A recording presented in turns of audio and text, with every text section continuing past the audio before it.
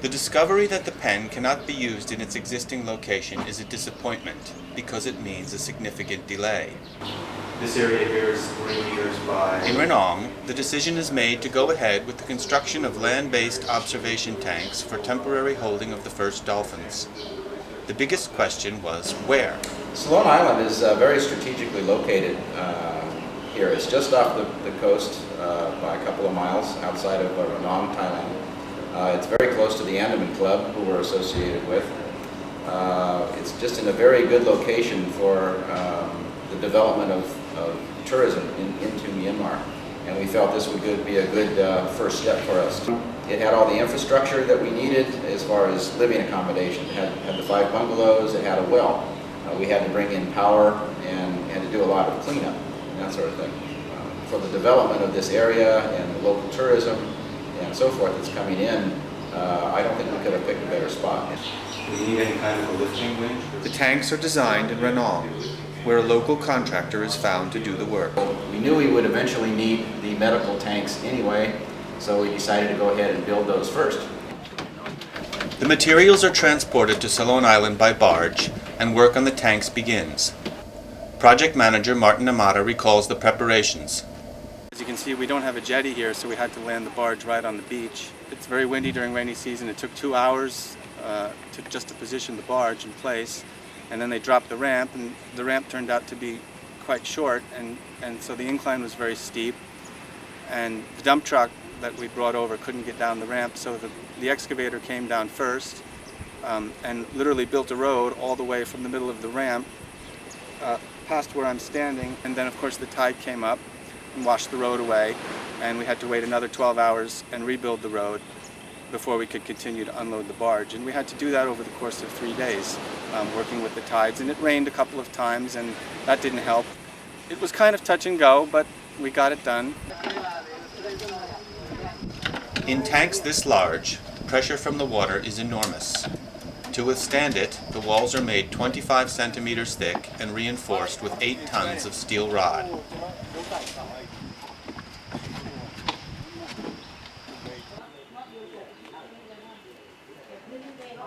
While the flurry of activity on the island has dramatically changed the lives of the 5 or 6 families living there, the original caretakers have been kept on by the MDP.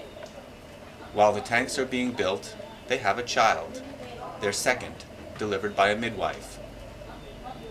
The baby is named Labai, which in Burmese means dolphin.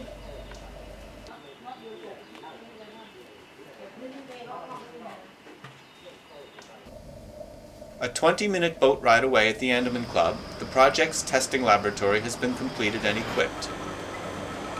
Megan Kate Ferguson gained marine mammal experience as assistant to Dr. Mike Jones in the U.S. She now begins working closely with project veterinarian Dr. Yimin U. Meanwhile, on Ceylon, the tanks are finished.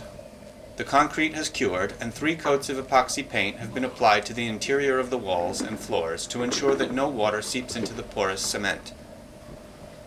Care must be taken when choosing the elements of a captive dolphin's environment, and the color used was carefully considered. All these elements contribute to safe life support, but the most important element of all is the seawater pumping system.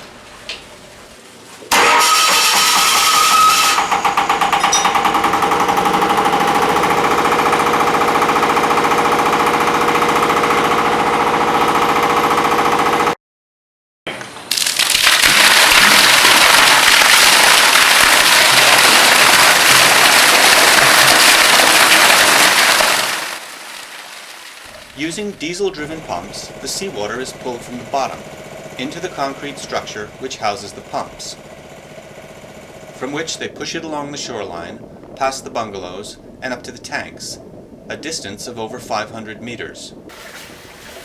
Each tank holds over 3,000 liters of water, which must be replaced 3 times a day.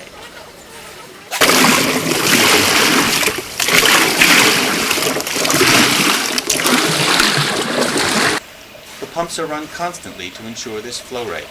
Without it, the water quality would quickly deteriorate and the dolphins could sicken and fall ill.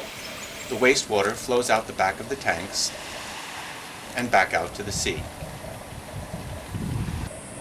With all the essential elements now in place, the MDP's trainers are now ready to keep dolphins in these tanks for up to 2 months. We got animals.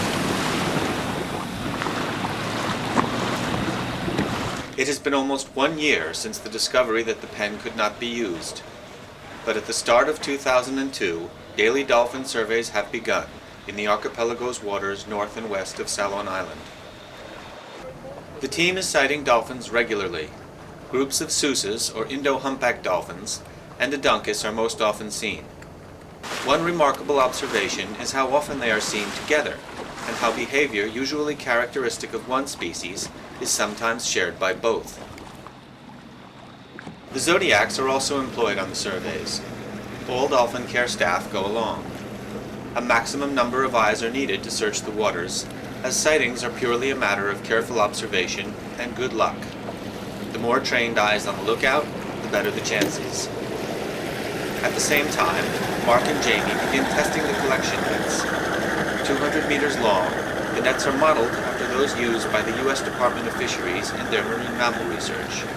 Designed for rapid deployment in shallow water areas, they are carefully weighted so that the bottom sinks swiftly to the seabed, while the top floats visibly on the surface. The island has changed in many ways. The development of the infrastructure has allowed the staff to grow to 10. Several have been hired from Yangon, but others have been employed locally from Khao Thom.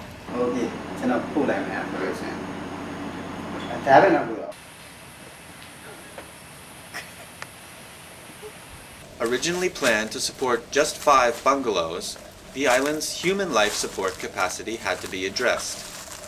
When the first dolphins arrive, the number of resident staff will grow as the expatriate marine mammal care team will also move to the island. The existing well would not have supplied enough water for the needs of 15 resident staff and occasional temporary workers. So a new well has been dug above an underground stream several hundred meters from the facility.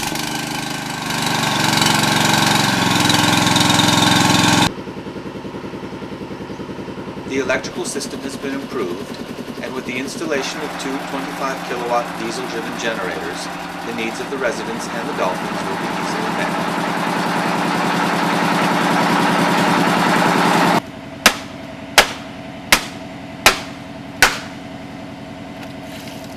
Diesel and gasoline, purchased from Khao Thom, is stocked in a shed where it is kept dry and secure.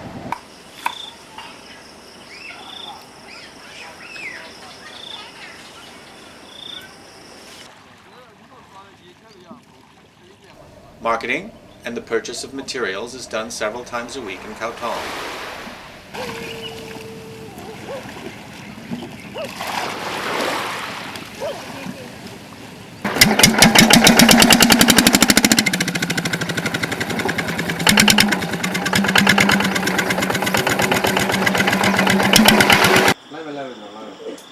As another day comes to a close, dinner is served in the staff canteen.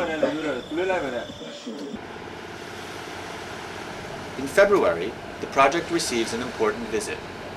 The Myanmar Minister of Tourism, Major General Saul Nguyen, has come to inspect progress and talk with Jim Stiers and Dr. Pong Nguyen about the future of the MDP. With him are an entourage of high-ranking officials from the Ministry of Tourism and other government departments. Television coverage and reports in the press about the project have increased awareness in Myanmar, and there is keen interest not only from the ministries, but from the population at large as well. Also with the minister are Ministry Director General Kin Monglat and the Khao Thom Area Commander. What about the age of Everything works, then we will catch.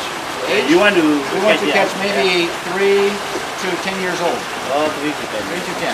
So we have to, before monsoon, can I see you breeding cat? yes, I think this within the next 2 months. Next 2 months. Yeah. So I will come back after 2 months. Okay. Try your best. Guaranteed. Okay. Very good. We were close, this two. Yep, Boats that's together, it. you ready? So Okay. the first lift is straight up, boats together. Did it. 1, 2, 3, up! Boats together! Oh, no! No, no, no. We cannot close. Among preparations for the first collections, the team must practice the techniques they will use to remove the dolphins from the collection nets, place them in the slings, and then lift them into the boat. 1, 2, 3. Hey! Hold the boat together! That's it. Hold the boats together, girls. One. Lift the stretcher up again. One. However, it is not enough to be able to place dolphins safely into the transport boat.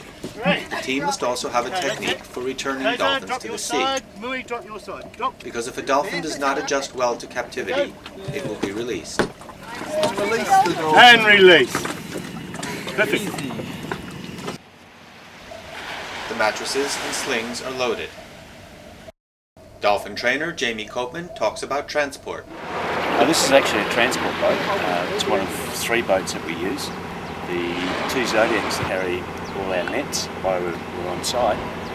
Then this transport boat comes in. We get into the netted area, push the animals further up into shallow water so we can actually catch them. And this boat comes in again closer, and we take off these slings, place the animals in the slings, and then remove them from the water onto this boat.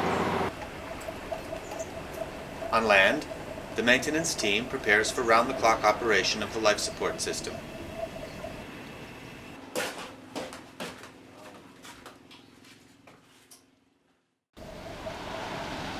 On this day, efforts begin to collect the first dolphins.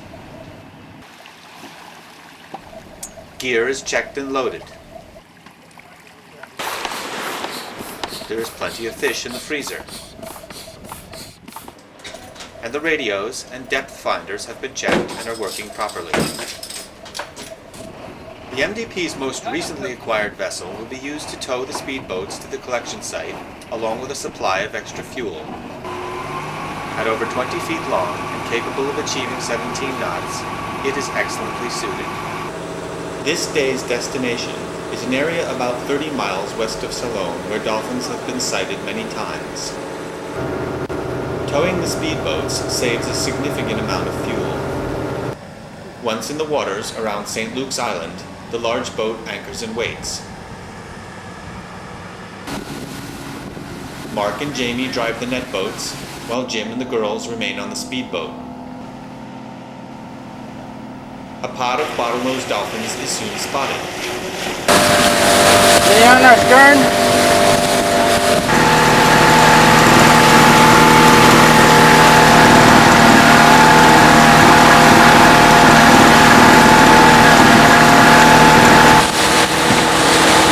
See if they bow ride. Here they come.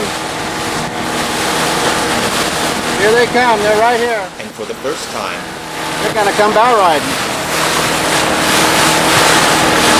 Yep, they're bow riding right on us. Right here, Doc. Look down below us. Look below. Oh, yes, I see.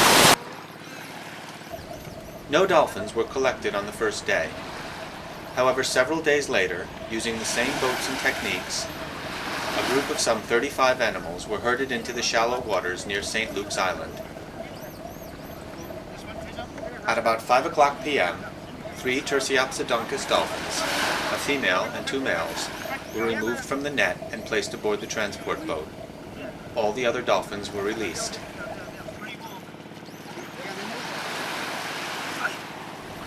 It is nearly dusk when the team arrives back on Ceylon. They are exhausted, but exhilarated.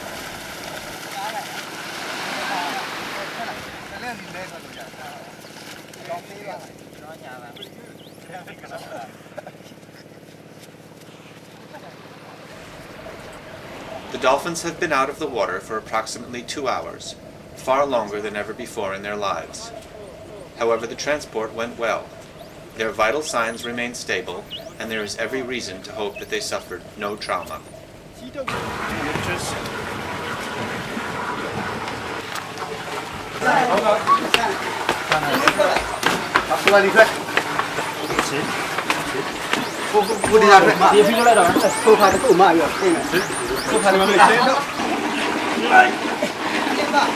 Hold it.